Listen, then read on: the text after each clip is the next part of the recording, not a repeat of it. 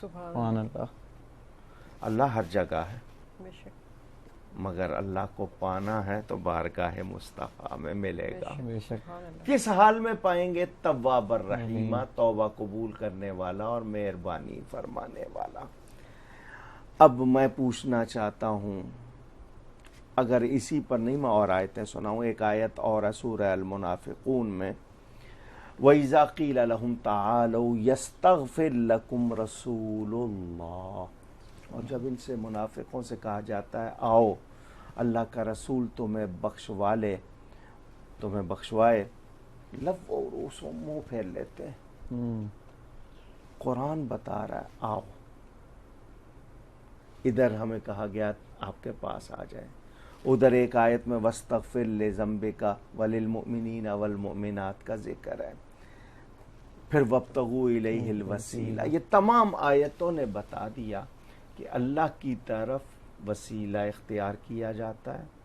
میرے نیک اعمال بھی وسیلہ ہیں اور اللہ کے پیارے بھی وسیلہ ہیں.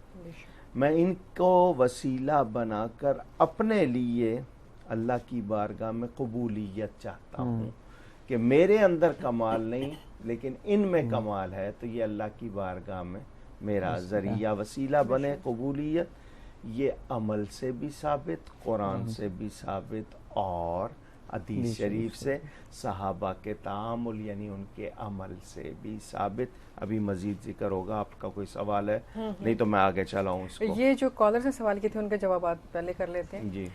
پہلا تو عالم برزخ کے حوالے سے تھا، انہوں نے کچھ پوچھا تھا عالم برزخ کے حوالے سے. عالم برزخ میں جس طرح ہم یہاں زندگی گزارتے ہیں تو کیا عالم برزخ میں بھی اسی طرح زندگی ہماری شروع ہوگی؟ برزخ کے معنی پردے کے ہیں، ہماری آنکھوں سے اوجل، وہاں ایک لمبا عرصہ آخرت تک رہنا. صحیح. قبر کی دو حالتیں بتائیں، چونکہ برزخ ہے نا، قبر سے مراد وہ زمین کا گڑھا نہیں ہوتا، برزخ ہے وہ جہاں بھی ہے، وہ برزخ، مرنے کے بعد برزخ. وہ بھلے جانور کا پیٹ ہو، سمندر کی آغوش ہو، آپ کے چیتڑے بھی نہیں ملے، وہ اللہ نے آپ کا جسم جہاں رکھنا ہے. اس میں دو حالتیں بتائیں، یا تو جنت کے باغوں میں سے ایک باغ یا جہنم کے گڑھوں میں سے ایک گڑھا. تو وہ کیفیات گزرتی ہیں. اگر وہ نیک ہے، ایمان والا ہے، اس کے لیے ایصال ثواب بھی ہو رہا ہے اور وہ پیارا ہے، تو اس کی قبر جنت کے باغوں میں سے ایک باغ، ٹھنڈی ہوائیں ہوں گی، مناظر اچھے ہوں گے، چونکہ اس کو وہاں زندگی، وہ ایک بھی زندگی ہے قبر میں بھی جو برزخ کی زندگی، وہ اس میں مشغول. نیک روحیں آپس میں ملتی بھی ہیں، نیک روحیں سیر بھی کرتی ہیں، تو وہ تمام بیان. اور اگر وہ فاسق ہے، بدعقیدہ ہے یا بد مذہب ہے، تو اس کے لیے وہ جہنم کا گڑھا، پھر اس پر وہی کیفیات، بدبو ہوگی، آگ ہوگی، تپش ہوگی، وہی مناظر اس کے لیے ہوں گے. اچھا، میں کا سوال یہ تھا کہ جس طرح ہم یہاں پیدا ہوتے ہیں تو کیا عالم برزخ میں بھی اسی طرح، یعنی بالکل چھوٹے سے، یعنی انہوں نے سوال اس طرح کیا تھا ہاں بالکل کہ پیدا ہوں گے اور پھر زندگی نہیں، پیدا تو خیر ایک دفعہ ہو ایسا نہیں، چکے، وہ آپ ہو چکے ہیں. اب آپ کی وہ جو کیفیت ہے نا آخرت میں ہے، جب آپ جنت میں جائیں گے تو آپ کی عمر کا وہ مسئلہ، بھلے آپ بوڑھے ہوں گے تو جوان بنا دیے جائیں گے، وہ ہے، لیکن باقی تمام مراحل میں ایسا کوئی ذکر. اچھا، اگلا سوال تھا تراویح سے متعلق. ایک خاتون نے پوچھا تھا کہ کیا اس میں کوئی کمی ہو سکتی ہے اگر تھکن بہت ہو جائے تو؟ کسی بندے کو اختیار نہیں ہوتا اللہ اور اس کے رسول کے کاموں میں. ہاں اگر کوئی نہیں پڑھ پاتا ہے تو وہ اس کا عمل ہے، لیکن یہ ہے کہ وہ اس کو کسی سے اتھارٹی لے لے کہ نہیں جی، ایسی بات نہیں ہو سکتی. تراویح 20 ہیں، عورتیں 3 گھنٹے 4 گھنٹے کچن میں گزارنے کو وہاں نہیں رعایت مانگتی ہیں.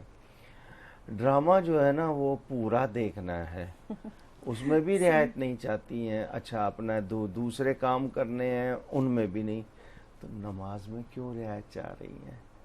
ہاں آپ سے کھڑے ہو کے نہیں پڑھی جا رہی، تھکی ہوئی ہیں، بیٹھ کے پڑھ لیں، کھڑے ہو کے شروع کریں، باقی بیٹھ جائیں. لیکن یہ کہ آپ یہ کہیں اس کو کم کر دیا جائے، وہ کم نہیں ہوں گی، آپ سے نہیں پڑھی جا رہی، وہ آپ کا مسئلہ ہے. ٹھیک ہے. اچھا، پھر ان کا یہ سوال کا دوسرا حصہ تھا کہ نعت خوانی جیسے ہم لوگ کرتے ہیں خواتین، تو مرد حضرات کے کانوں میں بھی آواز آتی ہے. عورت کی آواز بھی پردہ ہے سوائے ضرورت کے. مثلا یہ کہ اسلام نے اصل میں تحفظ دیا ہے، یعنی وہ راستے جن کی وجہ سے زندگی، عزت، پارسائی، ماحول میں خرابی آئے، ان راستوں کو بند کیا ہے. ٹھیک. آرام سے پیار سے بات کرے گی، شیطان اس کو بھڑکائے گا، بہکائے گا تو بات آگے بڑھے گی. اس میں کہا گیا عورت کی آواز بھی پردہ. اب اس کی اچھی آواز کو سن کر اگلے کا دل چاہے ملنے کو، دیکھنے کو. اس لیے تو نیک کلام ہے. آج کل ماحول ایسا ہو گیا کہ گیت سے تو بہتر ہے نا، تو وہ لیکن کوشش کریں کہ عورتوں کی محفل عورتوں تک آواز رہے. اب ام ورقہ کا ذکر ہے حدیث شریف میں، حضور صلی اللہ علیہ وسلم نے انہیں ایک مکان میں پڑھنے پڑھانے کی اجازت دی تھی، نماز تک کی اجازت دی تھی، مگر مؤذن مرد دیا تھا.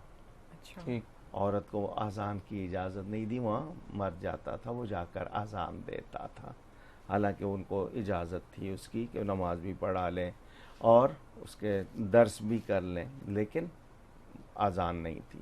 تو بند کمرے میں ہونا، ہم لوگوں کو اصل میں یہ دیکھیں نا، اچھی آوازیں، پھر وہ لوگ آ کر شروع ہو جاتے ہیں اور اس میں وہ اپنے جذبات کا، اور بعض مرتبہ جہاں تک بات بڑھ جاتی ہے پھر وہ آپ کے سامنے. اسلام تحفظ چاہتا ہے، عزت چاہتا ہے، تو کوشش کریں کہ ایسا نہ ہو. ورنہ آج کل تو سی ڈی، کیسیٹس، MP3 اور DVD اور پھر میڈیا، اب بتائیے کہاں تک کوئی بچے. اللہ تعالیٰ معاف کرے. بے شک. خالد صاحب نے دبئی سے کال کی تھی کہ موت اور رزق اللہ کے اختیار میں ہے، تو لوگ کیسے جادو کے ذریعے کسی کے رزق میں تنگی کر دیتے ہیں یا کسی کو موت کی طرف لے جاتے ہیں؟ جادو سے کوئی کسی کو مار نہیں سکتا. ٹھیک. گولی سے کوئی کسی کو مار نہیں سکتا، مارنے کی کوشش کرتا ہے. آپ نے کسی پر گولی چلائی، چاقو چلایا، ہتھیار چلایا، جادو کا وار کیا، تو یہ آپ کی کوشش ہے. موت نہیں دے سکتے آپ. ٹھیک. موت دینا اللہ کا کام. وہ جو پیر وارث شاہ بھی فرماتے ہیں نا کہ آسمان سے بھی اگر گر پڑیں، اگر ان کا رزق باقی ہے تو نہیں مریں گے. یہ طے ہے کہ موت زندگی اللہ کے اختیار میں ہے. ہے. آپ کی اجازت سے ایک کالر ویٹ کر رہے ہیں، ان کا سوال بھی شامل کر لیتے ہیں. السلام علیکم. وعلیکم السلام. جی کون صاحب ہیں؟ جی میں مسقط سے اجاز مہدی بات کر رہا ہوں. علامہ صاحب سے پوچھنا تھا، ادھر ہمارے جو دھوبی ہیں نا، وہ یہ بنگالی ہیں، سب ہندو ہیں، تو یہ کپڑے ہمارے یہ ہندو صفائی کرتے ہیں، اس میں بعد میں ہم نماز پڑھتے ہیں، یہ جائز نماز ہو جاتی ہے یا خود دھونے پڑیں گے؟ ایک منٹ آپ کہاں سے بول رہے ہیں؟ مسقط. جی مسقط سے. میرے بھائی سوٹ جو پہنتے ہو وہ کپڑا کن کا بنایا ہوتا ہے؟ جی نہیں، کپڑا ہمارا پاکستان والا ہے نا.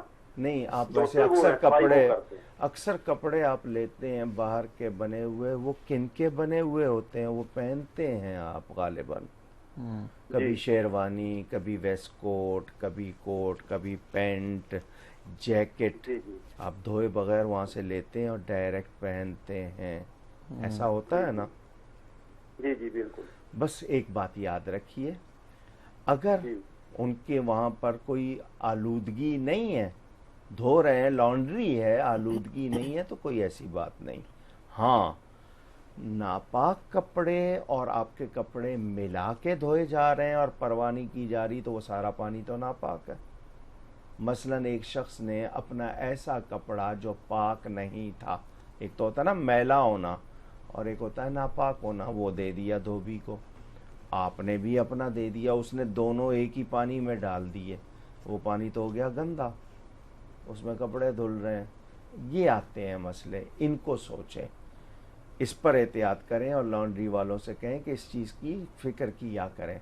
کیونکہ لوگ تو دیں گے، لوگ تو نہیں بتائیں گے کہ میرا یہ کپڑا ناپاک ہے یا اس میں ناپاکی والی چیز لگی ہوئی ہے یا کیا ہے. تو مسلمان ہونے کی حیثیت سے ہمیں بہت زیادہ خیال رہتا ہے.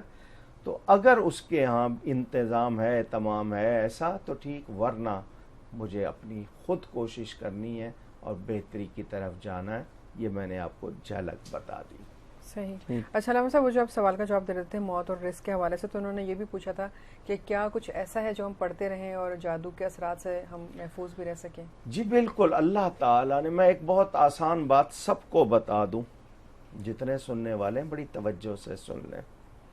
اللہ تعالیٰ نے شیطان کو مارا نہیں ہے، ختم نہیں کیا، ہمیں اس سے بچنے کا طریقہ بتا دیا.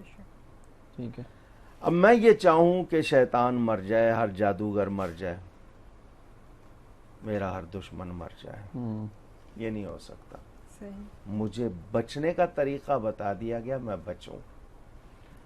لا حول ولا قوت الا باللہ، پورا پڑھ لیں تو الا باللہ العلی العظیم. یہ وہ کلمہ ہے جو جنت کی چابیوں میں سے ایک چابی ہے. اس کے پڑھنے سے شیطان نہیں میرے قریب رہتا تو کوئی اور دشمن کیا رہے گا. بے شک. اور میں تیسرا کلمہ تجویز کرتا ہوں کہ اس میں تسبیح بھی ہے، سبحان اللہ والحمد للہ تحمید بھی ہے، ولا الہ الا اللہ تحلیل بھی ہے، واللہ اکبر تکبیر بھی ہے، اور ساتھ میں یہ لا حول بھی ہے. تو تیسرا کلمہ پڑھتے رہیں، کوئی جادو آپ پر کارگر نہیں ہوگا اور آپ کی کتنی بلائیں ٹلتی رہیں گی. تو ہمیں شیطان سے بچنا ہے، ہمیں جادو سے بچنا ہے. تو ہمیں کس کی پناہ میں آنا چاہیے؟ اب میں آپ کو ایک بات اور سناتا ہوں. تصوف بھی ہے اس میں اور اسلام کی روح بھی ہے. دشمن وہ خطرناک ہوتا ہے جو نظر آئے یا جو نظر نہ آئے. جو نظر نہ آئے. سیدھی سی بات. نظر آ جائے گا تو مجھے سائز بھی معلوم ہو جائے گا، اس کی قوت بھی اندازہ کر لوں. جو نظر نہ آئے وہ بڑا خطرناک، وہ ہے شیطان. ٹھیک. بالکل صحیح. اب میں پوچھنا چاہتا ہوں، شیطان کو اللہ نظر آتا ہے؟ نہیں. تو میں ایسے کی پناہ لے لوں جس کو دشمن نہ دیکھ سکے. سبحان اللہ. دشمن اس کو نہیں دیکھ سکتا تو میں اس کی پناہ میں آ جاؤں گا تو پھر مجھ پر وہ وار کیسے کرے گا. تو ہم اس کی پناہ میں آتے نہیں ہیں، ہم تو لگے ہوئے ہیں دنیا میں، بلکہ خود اپنا آپ اس کو پیش کرتے ہیں. مثال کے طور پر وہ خواتین جو اپنے آپ کو ڈھانپتی نہیں اور بازاروں میں پھرتی ہیں، یا وہ کام کر رہی ہیں جو شریعت کی کھلم کھلا خلاف ورزی ہے، یا یہ کہ وہ مرد حضرات جو رمضان میں یا غیر رمضان میں وہ کچھ کر رہے ہیں جو نہیں کر. تو جب آپ اپنے آپ کو پیش کریں گے تو شیطان کو، تو پھر وہ کیا نتائج نکلیں گے؟ ہمیں تو بچنا ہے، اور ہم خود کو پیش کر رہے ہیں اور پھر کہتے ہیں جی یہ ہو گیا. مجھے کہا جا رہا ہے ایک بریک کے لیے، تو ایک مختصر سی بریک لے لیتے ہیں. واپس آئیں گے تو جو باقی کے سوالات رہ گئے ہیں ان کے جوابات بھی ضرور آپ کو سنائیں گے اور موضوع پہ گفتگو بھی جاری رہے گی. چھوٹی سی بریک کے بعد آتے ہیں.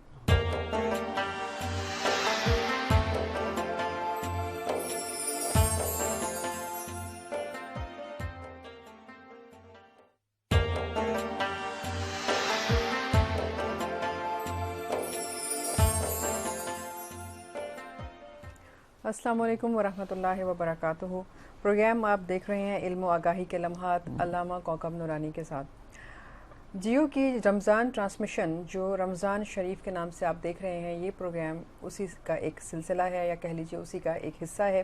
اور اس پروگرام میں ہم ڈیفرنٹ موضوعات پر گفتگو کرتے ہیں، اسی سے ریلیٹڈ آپ کے سوالات بھی لیتے ہیں، جوابات بھی دیے جاتے ہیں، اور ایک اچھے سے سوال پر انعام بھی دیا جاتا ہے.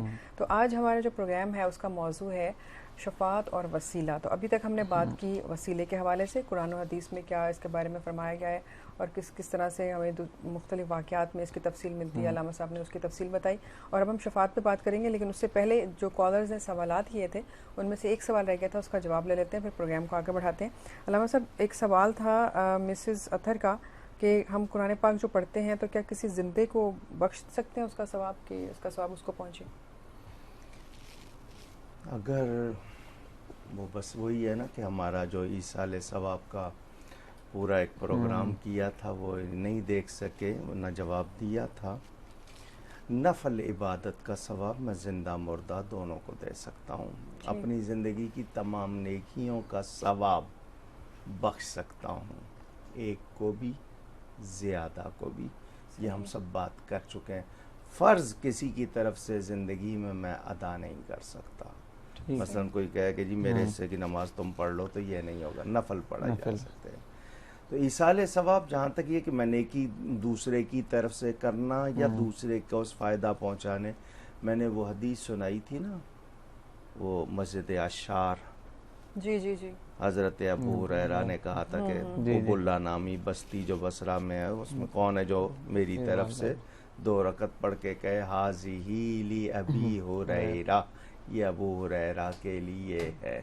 تو زندہ تھے نا وہ، ٹھیک، ان کی طرف سے نفل عبادت کی گئی، تو ثواب بھی دیا جا سکتا ہے. اور بس ذہن میں رہے کہ اس کو پہچان لیں کہ وہ کیا ہے. اب یہ کہ ایسا کہے کہ کوئی شخص یار میں نماز نہیں پڑھ رہا ہوں، تم ایسا کرو مجھے ثواب بخشتے رہو، وہ والی صورت نہ کریں، کیونکہ وہ ایک تمسخر کا انداز ہو جائے گا. یہ تو ہم محبت سے کرتے ہیں اپنے ایمان والوں کو فائدہ پہنچانے کے لیے. صحیح. ایک کالر ہے، ان کا سوال بھی لے لیتے ہیں، تو پھر آپ جو سوال کرنا چاہتے ہیں وہ کیجیے گا. السلام علیکم. جی السلام. جی کون صاحب اور کہاں سے بات کر رہے ہیں؟ جی میں محمد علی بات کر رہا ہوں لاہور سے. محمد علی، کیا سوال ہے آپ کا؟ جی میرا سوال ہے کہ میں بیرونی ملک میں اپنے روزگار کے سلسلے میں باہر گیا تھا، تو پیچھے سے میری بیگم نے در سے جھوٹی خلا لے لی ہے کہ میرے خاوند نے مجھے طلاق دے دی ہے اور در سے بھی فیصلہ کر دیا.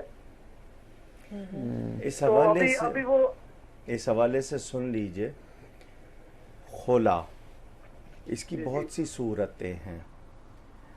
عدالت میں ایسا خلا جس کے نوٹس سرو ہوئے ہوں، یعنی عدالت نے شوہر کو بھیجا، شوہر نے پرواہ نہیں کی، نہ وکیل کیا نہ خود پرواہ کی، عدالت نے اپنی کارروائی کی اور یک طرفہ خلا دے دیا. میرا موقف، میں اس پر دوسروں کا نہیں کہہ رہا، اپنی بات کر رہا ہوں، اگر آپ مجھ پر اعتماد کرتے ہیں، ورنہ کوئی اور مفتی صاحب آپ کے لیے اعتماد والے ہیں، وہ جو کہیں آپ اس کو، میں اپنے بتا رہا ہوں، میں نہیں مانتا اس خلا کو. میرا موقف یہ ہے کہ شوہر زبان سے کہے یا اس خلا کے کاغذوں پر دستخط کرتے، کیونکہ اس کے پاس حق ہے. ہاں، خلا کا ایسا مقدمہ کہ شوہر غائب ہے، برسوں سے غائب ہے، اور اس کی طرف سے کوئی خرچ وغیرہ نہیں مل رہا، اس کے رشتہ داروں سے بھی رابطہ کیا، بات نہیں ہو رہی، وہ کیفیات اور ہیں. لیکن صرف جب تک پورے مقدمے کی نوعیت نہ ہو تو قاضی کو اللہ نے سمجھ دی ہے، وہ اپنے ہاتھ میں لے کر کسی کا ببال خود اپنے لیے قبر کو آگ تو نہیں بنانا چاہے گا، اور اگر کسی نے بنائی ہے تو وہ ذمہ دار ہے. علامہ صاحب وہ لائن پہ اگر آپ چاہیں تو کچھ پوچھ نہیں، بس بتا دیا. اچھا، تو آپ کو میرے خیال ہے مکمل جواب مل گیا ہوگا جو آپ چاہ رہے تھے کہ اب آپ کو کیا کرنا ہے، اس کا بھی آپ کو ایک رہنمائی بھی مل گئی اس سے. اچھا، ہم سوال کی طرف آئیں گے نا. سلام صاحب، مجھے تک وسیلہ کے حوالے سے جو میں نے بات کی، میں اس کو ذرا تھوڑا سا کر دوں. کچھ لوگ یہ سمجھتے ہیں کہ اللہ کو کیا ضرورت ہے، دعا مانگتے ہیں، وسیلے کی کیا ضرورت، تو دعا وسیلہ نہیں ہے. ٹھیک، آپ کے الفاظ وسیلہ نہیں ہیں بے شک، جن کے ذریعے آپ حاجات پیش کریں. اور یہ حکم ایمان اور تقوی والوں کو ہے. ٹھیک ہے، کہ اپنے ایمان اور تقوی کے باوجود کسی کو وسیلہ بناؤ تاکہ تمہارا ایمان اور تقوی محفوظ ہو جائے. ٹھیک ہے، آپ نے یہ سمجھا. دوسری بات، اللہ تعالی کے طرف وسیلہ بنانا، جب اللہ خود فرما رہا ہے کہ اس کی طرف وسیلہ تلاش کرو، تو آپ اس بات پہ اگر زور دیں کہ نہیں اعمال ہی وسیلہ ہے، تو آپ نے اتنا تو مانا نا کہ اللہ کی طرف وسیلہ ہے، اور اعمال تو اعمال بھی مخلوق ہے. ٹھیک ہے، تو مخلوق کو خالق کی طرف وسیلہ بنانا تو آپ نے مانا نا. اور پھر ہمارے پاس عمل حضرت آدم کا، خود نبی پاک صلی اللہ علیہ وسلم کا، اور پھر صحابہ کرام حضور صلی اللہ علیہ وسلم کے سامنے بھی اور بعد میں بھی، حضور کے پردہ فرمانے کے بعد باقاعدہ وسیلہ. بلکہ میں آپ کو ایک بات سناؤں، مدینہ منورہ میں بارش نہیں ہو رہی تھی، صحابہ کرام آئے، مومنوں کی ماں बड़ी मुक़द्दस खातून कायनात की हज़रत सैयदा आयशा सिद्दीक़ा रज़ी अल्लाह ताला अन्हा के पास। वो क्या फरमाती हैं? फरमाती हैं जिस हुजरे में हुजूर सल्लल्लाहु अलैहि वसल्लम की कब्र मुबारक है उसकी छत में सुराख कर दो, आसमान कब्र देखेगा तो रोएगा। इधर सुराख किया गया, उधर बारिश शुरू, अब बंद नहीं हो रही, उनका जाओ उसको बंद कर दो। बंद किया तो बारिश रुक गई। आज भी गुंबद में उसी खिड़की बनाई गई, अब हालांकि उसको खोलते नहीं है वो, लेकिन बनाई गई। मुझे बताएं, ये मखदूमा कायनात हैं हज़रत सैयदा आयशा सिद्दीक़ा, वो बता रही हैं इस अमल को क्या कहा जाएगा। अगर लोग जो कहते हैं, अब हज़रत अनस रदी अल्लाह ताला अन्हु फरमाते हैं कि हज़रत फ़ारूक आज़म रदी अल्लाह ताला अन्हु के ज़माना में कहत के मौके पर जब कहत आया था तो हज़रत अब्बास रदी अल्लाह ताला अन्हु के वसीले से दुआ की और क्या कहा, अल्लाहुम्मा इन्ना कुन्ना नतवस्सलु इलैका बिनबिय्यिना फतस्कीना व इन्ना नतवस्सलु इलैका बिअम्मि नबिय्यिना फस्किना। ये उनकी दुआ मिशकात में सही इब्ने हिब्बान में मौजूद। ए अल्लाह, हम हमेशा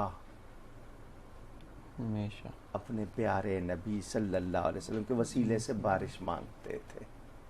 ये हज़रत फ़ारूक आज़म की दुआ, मैंने हदीसों के हवाले दे दिए आपको। तो तू बारिश बरसा देता था, और अब हम अपने नबी के चचा के वसीले से बारिश मांगते हैं।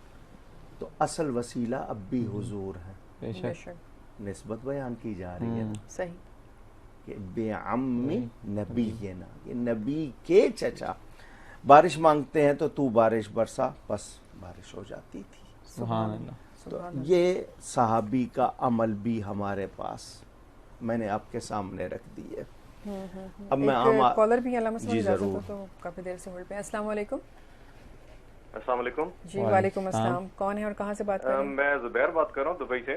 जी जुबैर साहब। मेरा मौलाना साहब से सवाल ये है कि मुझे एलर्जी की शिकायत है काफी ज्यादा, तो मुझे नाक काफी ज्यादा बहती रहती है। तो दौरान नमाज अगर मैं हाथ से नाक साफ करता हूँ तो उससे नमाज पे कोई फर्क पड़ता है, या फिर अगर मैं टिश्यू हाथ में पकड़ के नमाज पढ़ सकता हूँ, क्या वो जायज है? अच्छा, आसान सुन लीजिए।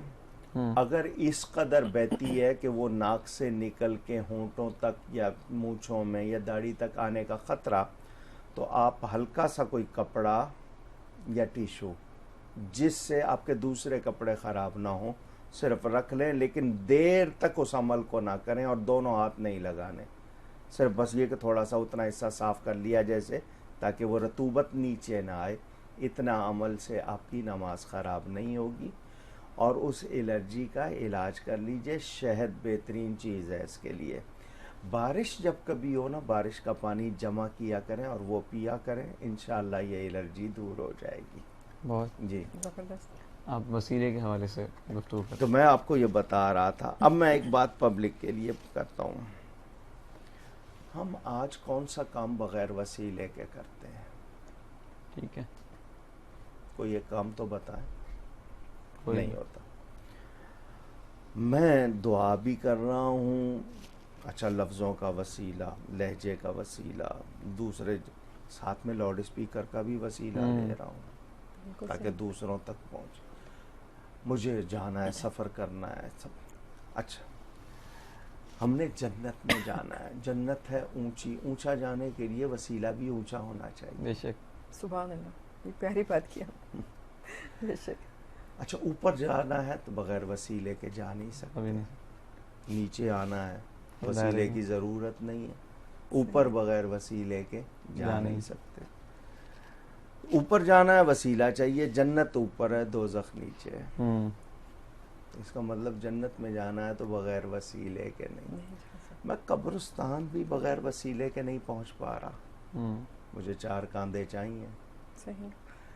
सोचा जाए तो जो वसीले का इनकार करते हैं ना, वो उनके पास अकली नकली तौर पर कोई ऐसी दलील नहीं है, ना ही वो समझ आती है। تو ہم یہ جو وسیلہ اختیار کرتے ہیں صرف اس لیے کہ وہ محبوب ہیں بارگاہ الہی میں، تو ان کی برکت سے میرا کام ہو جائے گا. بالکل. اور یہ چیز میں نے آیتیں بھی سنائی، وَلَوْ أَنَّهُمْ إِذْ ظَلَمُوا أَنفُسَهُمْ جاؤ کا، پھر وَاسْتَغْفَرَ لَهُمُ الرَّسُولُ. اس کے بعد تو ضرورت ہی نہیں رہتی کسی دلیل کی کہ رسول بھی ان کے لیے چاہے تو اللہ ملے گا. تو ہم یہ جان لیں کہ وسیلہ ہمارا دنیا و آخرت میں اللہ تعالیٰ کی طرف سے ایک انعام ہے. ہم اس کے ذریعے اللہ کی بارگاہ میں رسائی اور قبولیت پاتے ہیں. بلکہ اگر ہم کہیں کہ یہ ہمارے لیے آسانی کر دی گئی ہے بالکل تو یہ زیادہ انعام ہے، انعام ہے ہمارے لیے. بالکل. جی نام صاحب، وسیلہ اور شفاعت آج کا ہمارا موضوع ہے، تو میں چاہوں گا کہ شفاعت کسے کہتے ہیں؟ شفاعت پر مختصر گفتگو کرنا تو مجھے پسند نہیں ہے، لیکن اب آپ نے اس میں ساتھ رکھا ہے. تو شفاعت کے معنی اردو میں جو فارسی کا لفظ ہے جس کو سفارش کہتے ہیں، ٹھیک، انٹرسیشن یا ریکومنڈیشن آپ کہتے ہیں. سفارش اللہ کی بارگاہ میں یہ اللہ تعالی کی طرف سے عطا ہے، ٹھیک، جس کو اللہ چاہے، خود سے کوئی نہیں لے سکتا. اللہ کی بارگاہ میں سفارش کا مطلب دھونس نہیں ہے، زبردستی بات منوانا نہیں ہے. صحیح. کہ ہم یہ عقیدہ رکھیں کہ نبی یا کوئی ولی اللہ سے زبردستی بات منوا لے گا، ایسا کوئی کانسیپٹ تصور نہیں. اللہ جن ہستیوں سے پیار کرتا ہے، اللہ نے ان کو اپنی بارگاہ میں یہ درجہ دیا ہے کہ وہ اللہ سے کچھ کہتے ہیں تو اللہ ان کی بات کو ٹالتا نہیں ہے. یہ اللہ کی ان پر عطا، اللہ کا ان سے پیار، یہ معنی ہے سفارش اور شفاعت کا. حضور نبی کریم صلی اللہ علیہ وآلہ وسلم خود فرماتے ہیں مجھے شفاعت دی گئی، اعطیت الشفاعہ. یہ حدیث کہاں ہے؟ مشکات میں ہے، صحیح ابن حبان میں ہے، مصنف ابن ابی شیبہ میں ہے، دیگر کتابوں میں موجود ہے. خود فرماتے ہیں مجھے شفاعت دی گئی. اللہ دینے والا، نبی کہہ رہے ہیں دی گئی، تو کس کے لیے دی گئی؟ بے شک سوال یہ ہمارے لیے، امت کے لیے، غلاموں کے لیے. اب قرآن کی آیتیں میں آپ کے سامنے رکھتا ہوں. لا یملکون الشفاعۃ الا من اتخذ عند الرحمن عہدا، سورہ مریم. شفاعت کے مالک نہیں مگر وہ جس نے رحمان سے عہد لے لیا. ہر ایک کے لیے شفاعت نہیں ہے، جس نے اللہ سے عہد لے لیا اس کے لیے ایک. یومئذ لا تنفع الشفاعۃ الا من اذن له الرحمن ورضی له قولا. یہ سورہ طٰہٰ کی آیت.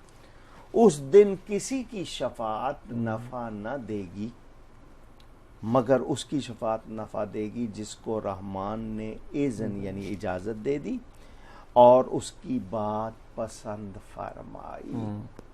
ان دونوں آیتوں سے ثابت ہوا میرے، کیونکہ آیت الکرسی میں ہم پڑھتے ہیں من ذا الذی یشفع عندہ الا باذنہ، کون ہے جو اس کی بارگاہ میں شفاعت کرے اس کی اجازت کے بغیر. ان دو آیتوں نے بتا دیا نبی پاک صلی اللہ علیہ وسلم کو اذن بھی مل گیا ہے، اختیار بھی مل چکا، عہد مل چکا ہے. چنانچہ وہ خود بھی فرما رہے ہیں مجھے شفاعت دے دی گئی ہے. تو اب میں یہ مانوں کہ حضور صلی اللہ علیہ وسلم اللہ تعالی کی عطا سے ہمارے شفیع ہے، شفاعت کرنے والے. صحیح. علامہ صاحب یہ جو کہا جاتا ہے کہ جو حاجی ہے وہ بھی شفاعت کر سکتا ہے، جو شہید ہے وہ کر سکتا ہے، جو حافظ ہے وہ بھی کر سکتا ہے، تو وہ کس حوالے سے کہا گیا اور کیا ان کو کچھ اختیار ہوگا؟ جی اب آپ دیکھیے، آپ نے یہ احادیث جو پیش کی ہیں یہ ان لوگوں کے لیے جو رسول اللہ صلی اللہ علیہ وسلم کی شفاعت کے حوالے سے انکار کرتے ہیں، بلکہ گستاخی کرتے ہوئے سخت لفظ کہہ جاتے ہیں. ان کے لیے یہ جواب آپ کا سوال ہی جواب. حافظ قرآن اللہ ہے. خود اس نے فرمایا انا نحن نزلنا الذکر و انا لہ لحافظون. مگر جو قرآن شریف کو یاد کر لے ہم اس کو بھی حافظ کہتے ہیں. وہ جو شرک اور بدعت کے فتوے بہت لگاتے ہیں نا, ان کو یہ لفظ ذرا سوچنا چاہیے, حافظ قرآن. بہرحال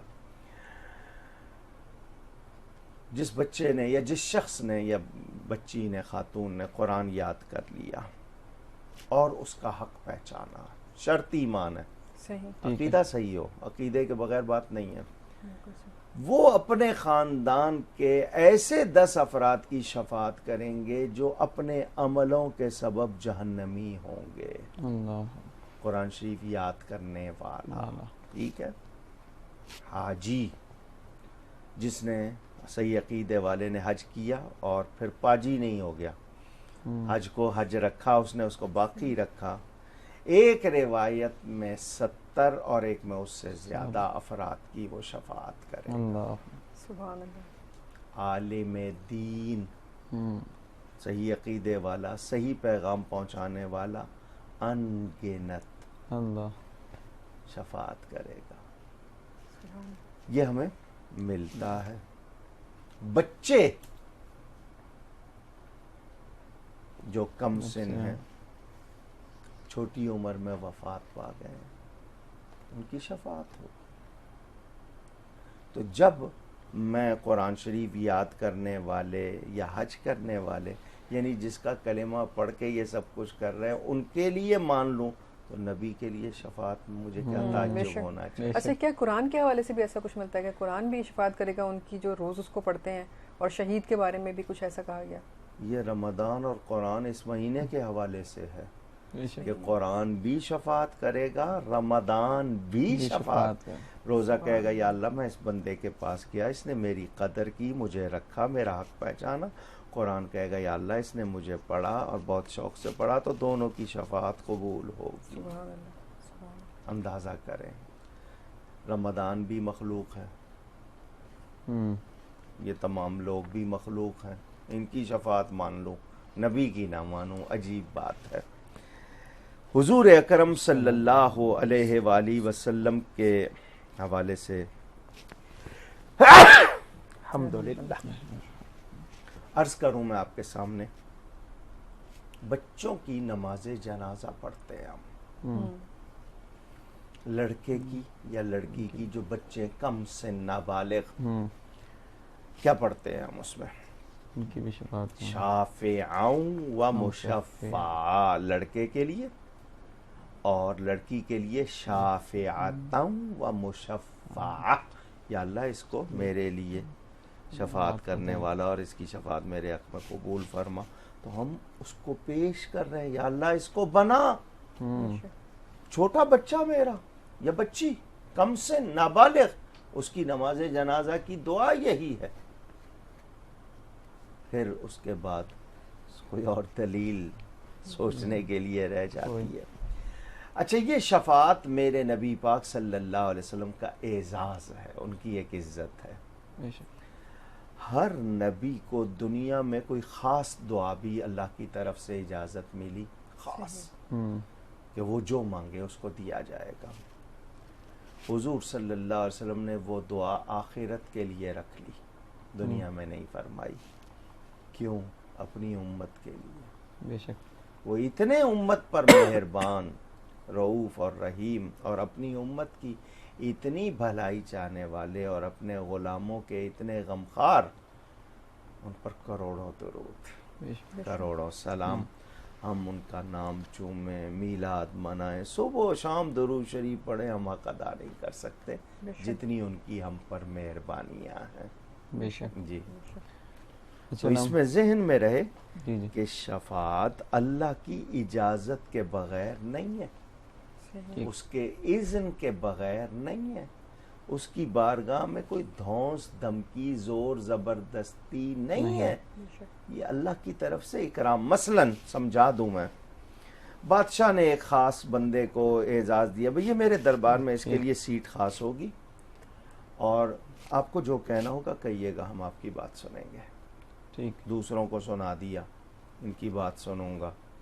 दूसरों को पता चल गया इनको बादशाह की बारगाह में दर्जा हासिल है, इनकी बात सुनी जाएगी, तो किसी ने बात करवानी होगी तो उनके जरिए करवाएगा या नहीं करवाएगा। तो बादशाह की तरफ से अता है ना उन पर, या वो अकड़ के खड़ा हो जाएगा कि मैं तेरा दीन नहीं मानूंगा, या मैं तेरा कानून नहीं मानूंगा, तेरी बादशाहत नहीं मानूंगा। कोई ऐसा तो नहीं है ना, एक इज्जत है। समझने के लिए मैंने बात की, बिला तशबीह और तमसील। नबी पाक सल्लल्लाहु अलैहि वसल्लम को अल्लाह ताला ने अता किया है कि ये मेरा हबीब जिसकी बखातिर मैंने कायनात बनाई है, मेरी बारगाह में ये कुछ कहेगा मैं नहीं टालूंगा, इसकी बात सुनूंगा। तो अल्लाह ताला ने अता किया है। और हुजूर फरमाते हैं शफाअती हक़्क़ुन, मेरी शफाअत हक है।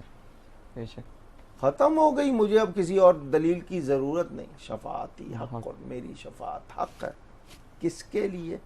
जो ईमान रखता है। फमन लम युमिन बिहा लम यकुन मिन अहलिहा, उसके लिए। जो ईमान नहीं रखता उसके लिए नहीं है। जो मानता है लिमन युमिन बिहा, जो उस पर ईमान रखता है। तो जो नबी पाक सल्लल्लाहु अलैहि वसल्लम को शफीअ नहीं माने या उनकी शफाअत ना माने, मेरा ख्याल है कि उसने अपने लिए हलाकत का सामान किया है। बिल्कुल सही। ये जो मकाम महमूद कहते हैं अल्लामा साहब, क्या यही मकाम ये मकाम शफाअत? बहुत अच्छी बात आप लाई। तमाम तफसीरों में जो है मकाम महमूद का जिक्र है। असा अन यबअसका रब्बुका मकामम महमूदा, कुरान करीम में कि अल्लाह ताला आपको मकाम महमूद पर फाइज फरमाएगा। ये असल में एक इज़्ज़त का, तारीफ़ का ख़ास मकाम होगा। अल्लाह ताला अपने अर्श पर अपने हबीब पाक सल्लल्लाहु अलैहि वसल्लम को जगह देगा। उसके अर्श पर हुजूर के सिवा कोई और नहीं होंगे। तो हुजूर को वो इज़्ज़त मिलेगी, तो अल्लाह उनको इख्तियार देगा कि आप शफाअत फरमाएं। तो हज़रत शाह अब्दुल हक मुहद्दिस देलवी रहमतुल्लाह अलैह फरमाते हैं हुजूर की शफाअत 10 तरह की होगी। उसकी 10 अक़साम होंगी। पहले तो इशारा होगा, जिस को इशारा फरमाते जाएंगे वो जाता है। खुद फरमाया मेरी उम्मत में 70,000 अफराद ऐसे जिनको बगैर हिसाब किताब के हुक्म होगा जाओ, वो जन्नत में जाने लगेंगे तो लोग उनको पकड़ लेंगे। हमने दुनिया में आपको सलाम किया था, हाथ मिलाया था, आपके पीछे नमाज पढ़ी थी, आपका वाज सुना था, वुज़ू करवाया था, पानी पिलाया था, आप गुजर रहे थे, मैंने आपको देखा था। इतनी छोटी छोटी बातों पर वो आएंगे। तो वो बंदे जिन 70,000 को इजाज़त मिलेगी वो अल्लाह की बारगाह में जाएंगे, या अल्लाह ये बंदे दुनिया में कहते हैं इन्होंने हमारे साथ नेकी की, तो वहाँ से हुक्म होगा जिसको चाहो अपने साथ ले। सुभान अल्लाह। तो हर एक के साथ 70,000 हो जाएंगे। सुभान अल्लाह। 1000 की रिवायत या ज़्यादा की रिवायत उनके साथ हो जाएंगे। तो अंदाज़ा कीजिए, ये उनका हाल मैं सुना रहा हूँ जो उस प्यारे नबी के गुलाम। सुभान अल्लाह, बहुत बहुत प्यारी बात। और ये तो एक ऐसा मौजू है कि इस पर दिल करता है कि सुनते चले जाएं। तो हमें लेकिन कहा जा रहा है ब्रेक के लिए, और ब्रेक बहुत ज़रूरी है प्रोग्राम के लिए। तो एक मुख्तसर सी ब्रेक लेते हैं, वापस आते हैं, इस मौजू पे गुफ्तगू जारी रहेगी।